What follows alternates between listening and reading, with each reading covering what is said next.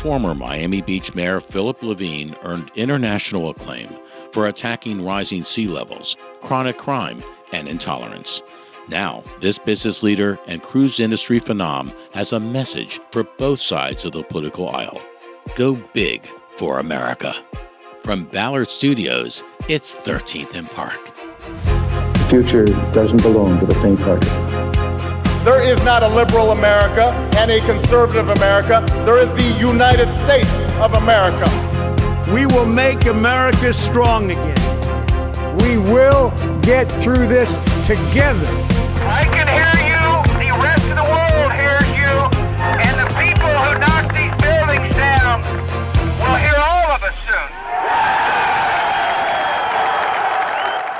Well, Philip, welcome to the show, and I can't help myself to quote my favorite entertainment icon from Miami Beach, Jackie Gleason, and away we go. Justin? I love it, and I agree with you. By the way, did he not make Miami Beach? I mean, with that show, I mean, he came to Miami Beach, and he brought with him the entire cast and crew, and I think it put Miami Beach on the map from a media point of view. There's no question that America came to know Miami Beach through Jackie Gleason, probably in all the right ways, don't you think? Absolutely. It was the fun and sun capital of the world. You have done a lot of public speaking, writing, appearances on television. You've written op-ed articles. You've been critical of both Republicans and Democrats. You're still, I believe, a registered Democrat. I think you've referred to yourself as a radical moderate or radical centrist. And what Adam and I have been talking about is the independent voters, no party affiliation voters seem to be a growing part of our electorate. How would you describe your political philosophy today? How would you describe the two parties, the Republican Party and the Democratic Party? I think both parties, Justin, as we've talked about, are so incredibly challenged. And yeah, I call myself a radical centrist. I think two greatest compliments I ever got when I was mayor and running for governor is, number one, they said, you're Bloomberg of the South. And I said, well, just can I have more zeros at the end of my name? And I would like that even more. And the second thing is, a lot of my Republican friends would say to me as they go, my God, you are a Republican in Democrats' clothing. And I said, well, what's wrong with that? Why can't I be both? Why can't I share from one side and share from the other? What is it? One side's right, one side's wrong? That's not the case.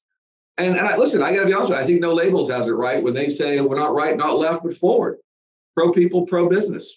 I believe that was kind of how Clintonian politics got started, as the Democrats were out in the desert for so many years with Mondale and McGovern and Dukakis, and then they smartened up and they said, boy, that's amazing. That redneck from Arkansas, I think he actually can be president because he seems to attract both sides.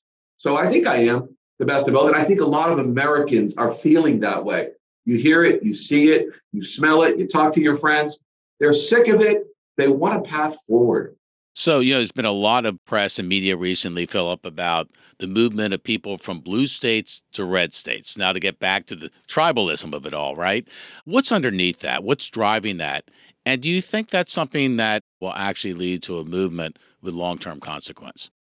Adam, I would love to believe, for the sake of my value of my apartment in New York City, that was a short term and it's going to change over. But the reality is we're seeing an influx of people from all across the country coming to Florida. Californians, New Yorkers. I mean, look what's going on. I mean, my God, think about this. You had the de Blasio years in New York City. And as I always said, he's the greatest thing that ever happened to Florida. And we should have pushed for him to have a third term. Okay. And we put all our marketing money and give it to Bill de Blasio and give the guy a third term. Because what he did for Florida, he should get some kind of medal from our state. I look at California and I said, who in their right mind would ever want to be in California? I mean, it's fun to go and hang out and enjoy the beach in Santa Monica and love it. But who would want to start a company there? I think California and France are probably on par together on where's the worst place to actually build a business these days. So this trend is so ingrained. It was absolutely, I would say, turbocharged during the pandemic. Florida was the beneficiary of that. Texas was a beneficiary. Tennessee is a beneficiary. But how does that turn around so fast? You'd have to do a radical lobotomy on the political scene in New York, California, and Illinois. And I'm not so sure I see that happening. Raises an interesting question because it was supercharged, as you said, during the pandemic. And there's been a migration out of many of those blue states into those red states. And I wonder whether the red states are becoming redder and then the blue states are becoming bluer because the people who left are migrating to places where they feel more comfortable politically. And that leads to my question to you. Do you think that Florida is now irreversibly red because of what happened during the pandemic and all these people fleeing to Florida? Or do you ever see it going blue for either a gubernatorial or a Democratic presidential campaign? Justin, I see it potentially becoming more of a dark blue, borderline purple. I think if the right candidates step up and they say, listen, we understand the cultural issues. We understand that we want to have pro-police safe communities. We understand we want to keep taxes low. We want to understand that parents want more control in their schools and they deserve to have more control. We understand that we need safe and secure borders. If a Democrat steps up and is able to project that image, but at the same time projects an image of compassionate capitalism, so to speak, or an image of warmth and personality and charisma and saying, let's bring our state together, but at the same time, not compromising the reasons why y'all came here, right? I think that kind of individual can win in the state of Florida. But unfortunately, we haven't seen it. And due to the primary system, it's very difficult for that type of person to rise for the general electorate to even have a chance of voting for him. The platform you just mentioned, I think it would be hard for a Democrat to win in a Democratic primary with that platform. Do you think Florida should be an open primary state? Well, I agree. It should be an open primary state, 1,000%. It should have been a while back. I can only look at our election when I ran for governor. If we'd had the opportunity and the folks had an opportunity to maybe even rank the Democratic candidates, I believe we would have had a more centrist candidate. People were looking for something different, but we didn't give it to them. It's like going to a restaurant and they tell you very simple, you could have fish or fish. And you're like, well, I don't really like fish. You have chicken, you have steak? No, fish or fish, okay? That's what this primary system's about. And we're serving people something they don't want. Well, I'll tell you right now, I want fish. So you sold me. I want that for lunch today. Hey, Philip, one of the things you put your finger on, which I think has challenged Democrats, frankly, in terms of the conversation, not just in Florida, but across America, is law and order. And what we saw recently in Chicago in the mayoral campaign where the incumbent Lori Lightfoot didn't even make it through the primary, there was a runoff basically squaring off a progressive against a law and order centrist. And of course, we know how that turned out. Cue this clip, Fabian, and then I want to get your reaction to that and an explanation about why. We have a new mayor in Chicago, and his name is Brandon Johnson, a staunch progressive. You may have heard about the crisis of gun violence in Chicago, and Johnson managed to defeat a tough-on-crime moderate, Paul Vallas. So what happened here? Well, Johnson was backed by some of the biggest national political leaders, including Senator Elizabeth Warren, Bernie Sanders, who came to Chicago and held a huge rally for Johnson to get out the vote. But it was the city unions that delivered Johnson's win on Tuesday. Did fighting crime lose out to ideology in Chicago? I think the unions, and I think that particular researcher reporter said it the way it is. And I think it had to do with how the campaigns were run. The reality is that I think that the on-the-grounds grassroots campaigning that Johnson was able to accomplish with those progressive folks helping in those organizations in conjunction with the unions narrowly overcame what probably a lot of people were thinking is safety first. And that's what happened. And I think that's a lesson for all of us. What do they say? The way you win an election is 3 M's: money, message, messenger. But I believe money is becoming less and less important right now. And those grassroots organizations, via the internet and social media, were able to overcome even that message of safety. If you have a message and a messenger that suddenly are hot, the money comes. It's Yep. So the idea of having big money early as almost a prerequisite for being considered a potentially serious candidate has given way to a new world where the small donors, and this is something that actually my colleague and co-host Justin Safety has talked about at length and written about, the whole idea of the long tail, where you have more and more people in America that are now funding things they believe in, as opposed to you line up the 100 richest people in town and say you've got to max out. I agree with you. And by the way, Justin, you've been a pioneer. You've been saying this for years. I remember. I mentioned it in 2016 after Trump won. I mean, that was the best example. And it goes back to Barack Obama beating Hillary Clinton in the Democratic primary in 2008. Without the internet and small donors, he wouldn't have been able to have the resources to beat her. 100% true. Listen, it's like the Beatles song, money can't buy you love. That's becoming more and more true, I think. I saw a poll that NBC News just put out, and it said that only 5% of Americans want to see a Joe Biden-Donald Trump rematch. And it raises the question, I have this conversation so often, why aren't there more candidates that seem to be eligible or likable for the highest office in the land of president? I think it goes back to that famous television show. I think it was on NBC called Survivor. I don't think everybody wants to be on Survivor. It's almost like when you decide to run for office, you know what it's like. You stand up in their community with your spear and you go, I want to be the leader. And the whole community goes, leader, leader, leader. And they go, well, let's put the leader through the test. And the next thing you know, you're going to go through the survivor test. And if you were able to survive, then maybe you shall have the opportunity to be the leader. But it's so grueling, it's so tough, it's so debilitating that I think so many people shy away from it. But I think, I got to tell you, and I said this for a while, RFK Jr., where we think he's credible, he's uncredible, he's crazy, he's not crazy. The fact of the matter is he has a brand, and brands sell. And the fact that he's entered the Democratic race, to me, has opened a little hole in the boat where water is starting to come in. He will gain some traction. I'm not saying he gets the nomination like the same way his uncle didn't get the nomination in 1980 against Jimmy Carter. But what he's going to do, he's opening the floodgates for potentially other Democrats to wake up in the morning, look in the mirror, and say, RFK Jr. can do it. Why not me? And I think we're going to see more people jump into the race because he's opened up the floodgates going forward. But with that said, I think it also opens the floodgate for a third party, which I strongly believe is going to happen, where we're going to have the opportunity for Plan B in America if it is Biden versus Trump. Independent registrations in America are at record highs. There are projections within just the state of Florida that independents may overtake Republicans as the lead party in registration within the next 5 to 10 years. So obviously, Philip, there's a thirst for this. There's an undiminished drive to have an alternative that people are looking for, but they don't have it. They have A or B. How long do you think we're going to have to wait? I think it's going to happen next year, but I think it's only going to happen if in the event we have Trump versus Biden.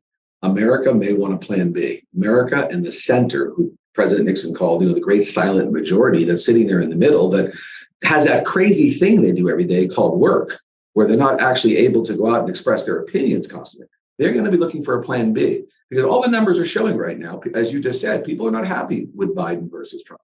Why not offer the right product for the right time? And I believe now is that time. And I think that will happen next year. Been out of office for a few years now. You've continued to weigh in on different issues. You ran for governor. Do you miss being in public service? And do you think there's public service in your future? Justin, I got to tell you, I think the best people we could ever have in public service are people that don't have public service in their background. Right? I think people that come from that crazy thing, the private sector, a job, going into public service for all the right reasons. That's why I did it. And that burning thought of helping and being involved and feeling a passion for making change for the positive is always going to be inside me. That's why I write those op-eds. And I always say that you can't plan. You don't want to say, I have to run for office. I have to run for office. Those are the kind of people we have out there. We need less of them. We need people like our founding fathers that didn't wake up one day and say, you know what, I just need to go sign a Declaration of Independence. Where is that declaration? They were lawyers, they were doctors, they were farmers, they were business people. The opportunity was thrust upon them, and they felt it in their heart and soul to help form this new nation. We need more people like that come from outside the political world, that do it for the right thing. And by the way, you don't have to keep doing it. You can do it, you don't have to do it, but you just serve to help the greater good. That's why I did it. If the opportunity arose in the future, it was the right thing at the right time, maybe. Right now I'm building a cruise line. I'm having fun building a family, but that's what we should have in office. People that aren't addicted to this, don't need the ego feed constantly to make them feel important about themselves, that they do it for the right reasons. Well, you just brought up the cruise industry. I can't help myself.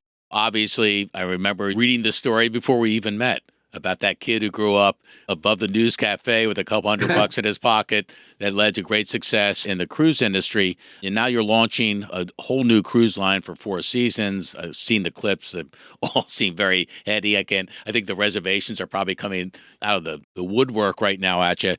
Can you tell us about 2 things? One is how the cruise industry itself has recovered from some very tough days because of COVID, and also the travel industry in particular, because I can tell you personally, I want to travel again. Adam, I think what we're seeing now, and it's happened pre-pandemic but gets accelerated, is there's always been a movement away from products and based more on experiences that people want. They want experiences. Experiences are something that for your soul, for your family, people come together. And we've seen that accelerate dramatically. The cruise industry became the poster child, unfortunately, for the pandemic. Virus spread on board a couple of different ships. It was televised all over the world. The industry was completely shut down. No industry was shut down worse than the cruise industry. And on top of that, because they're not U.S. corporations, they were ineligible to receive any funding through any federal government programs, including PPP, anything else. So they had to take on billions of dollars in debt, not to build new cruise ships, just to survive and pay costs and expenses so that they would potentially see a better day in the future. That better day has come. The bookings are off the hook. People are booking cruises like you can't believe. Why? Phenomenal vacation experience. It's all inclusive. You don't get hit all different charges. It's literally you're checking into a great hotel. The hotel moves every day. And you wake up in the morning and you're in a different city and you don't have to pack and unpack and you have dinner at the same place and whatever you want to do. So the value proposition and the experience is as good or better than it was. Rates are going up. Demand is there. People want to explore the world. So we're seeing, beyond revenge travel, now people are making this more into their lifestyle. And because of technology, like the technology we're on today, people can be anywhere and travel and experience new worlds. Now, the Four Seasons Cruise Line, you're building brand new ships. I think you said in Italy or somewhere in Europe. Yes. When do they come online? And when can Justin and I be assured we get a Friends and Family discount on some tickets? You're getting that 2% discount. I'm guaranteed. Okay, a full retail rate, right? So that's guaranteed. Our first ship comes out in November of 25, then 26, then 27. We've signed for 3 cruise ships. Our ships are super upscale. They're only 95 suites, 33,000 gross tons. The inspiration of the design was on Aristotle Onassis, the famous shipping tycoon's yacht called the Christina O. So they're very unique. They're very different. We don't use the word cruise. We are a yacht on steroids. We think that's the market that people want between yachts and cruise ships. And that's what we focused on. But this has been a dream of mine for years. 14 years ago, I met the amazing founder of Four Seasons by the name of Isidore Sharp in Toronto. They loved the idea, but the timing wasn't right for him. Fast forward. Gentleman lived around the corner from me, great entrepreneur who's building and owning Four Seasons hotels. His name is Nadim Ashi. He and I came together on the idea, and here we are. How would you handicap the 2024 reelection? Assess Joe Biden for us, assess Donald Trump for us, assess Ron DeSantis, and anyone else you think might be a candidate. Tell you, Justin, talk about horse races. I think we're in the first, beginning round of this horse race. I think I just heard or read that no matter what happens to Donald Trump, the charges are not severe enough and he has no prior record, so that man's not going to prison. Every time they go at him with every single type of charge, I think it exalts him to even a higher level of representing everyone who's against the system and everyone who feels disenfranchised and doesn't like what's going on, makes him even stronger and stronger so he can expect more strength. Biden's age is a big challenge for him. I feel like Biden has fallen into the Jimmy Carter trap, and I think it's very hard to get out of it. The end of Jimmy Carter's term, it didn't make a difference. It was going to be morning in America. People were looking for something else. They wanted more leadership. And I feel like somehow that new leadership is going to come from somewhere. Maybe it comes from another Democrat. Maybe it comes from the Republican has another nominee that comes up and beats Trump and DeSantis. Or maybe it comes from a third party, someone who brings us together and really feels like a new morning in America. But whatever it is, the country's looking for, I think, additional new leadership. I can tell you, Philip, from your service as mayor of Miami Beach, you did some incredibly important things on sea level rise, getting chronic crime under control, on brandishing the irons against intolerance and showing what it means to go big. Yeah, the whole idea of trying to dream again, aspire again, but not in a small way. Let's go for it. And I think that was very compelling when you served as mayor. And it's a compelling message, frankly, for the rest of America that's looking for the very things the three of us are talking about, something they cannot find, but they desperately want. See you tomorrow. Mr. Levine, it's raining. Yeah, I know. Come on, Earl. In some parts of the world, going around the city by boat is pretty cool, like Venice. But in Miami Beach, when it rains, it floods. That's gotta stop, because I'm just not sure how much more of this Earl and I can take. Well, Justin, Philip Levine is colorful and quotable. Is he also right? I think he represents a growing constituency of Floridians, of Americans who don't feel at home in either party. He's still a registered Democrat. But the question when I asked him about whether Florida is irretrievably red, he said no. He thinks it can be dark blue with a shade of purple. Right. And then he outlined he thought the agenda that could win, and by which a Democrat could win the state of Florida. And I didn't say it during the interview with him, but yes, that agenda could win the state of Florida. I don't think that agenda could win a Democratic primary. That's the problem. Talking about law enforcement, talking about immigration enforcement, talking about low taxes. Those issues sound right to most Floridians. But in a Democratic primary, Andrew Gillum, who ran for governor in 2018, actually proposed raising taxes. And he won the Democratic primary with that proposal. If it's not already obvious, Philip calls it like it is. And that's why he's so engaging and so refreshing at the same time.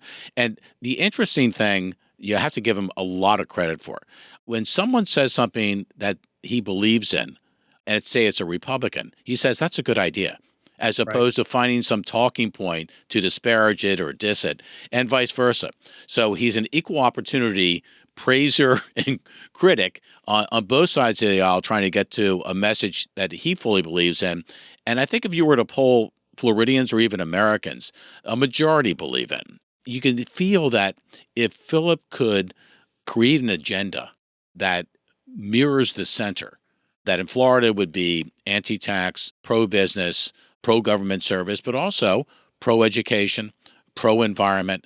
That is a winning formula. And I think he also represents, and he kind of mentioned this towards the end of the interview, the fact that I point out that he had never served in elected office before he served as mayor. And I asked him if he was going to run for anything again.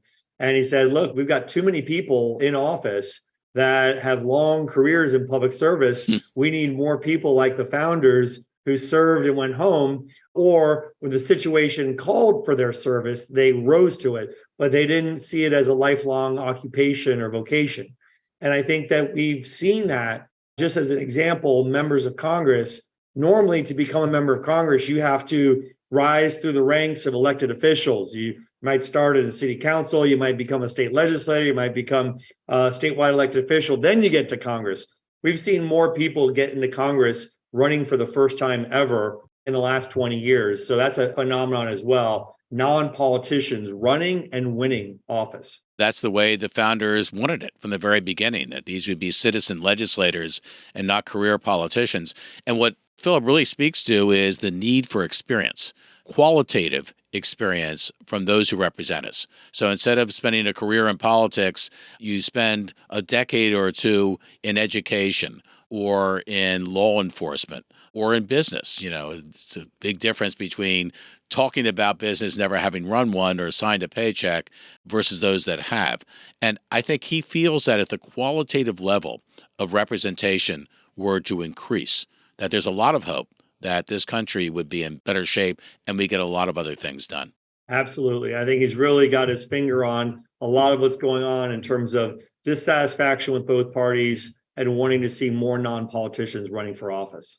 This was someone who, with $500 in his pocket, he started off, Justin, he was going to be in the financial business, didn't like it, ended up seeing a help wanted ad. They used to run help wanted ads back then in the paper for someone to lecture on a cruise line. That's how Philip got on his first cruise ship.